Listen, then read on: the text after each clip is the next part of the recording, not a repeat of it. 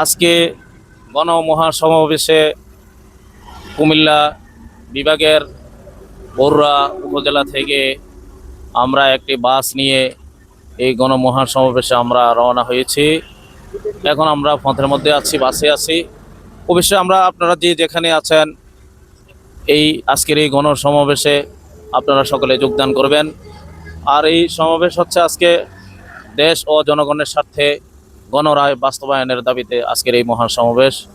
এই মহান সমাবেশে প্রধান অতিথি হিসেবে আজকের এই বক্তব্য রাখবেন শাইখুল হাদিস আল্লামা মামুনুল হক সাহেব, প্রধান অতিথি হিসেবে বক্তব্য রাখবেন।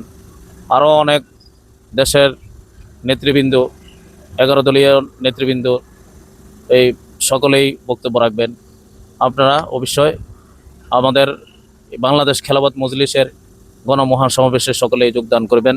আজকের এই গণমহাসমাবেশ বাংলাদেশ খেলাফত মজলিস জিন্দাবাদ, সফল হোক বাংলাদেশ খেলাফত মজলিস জিন্দাবাদ।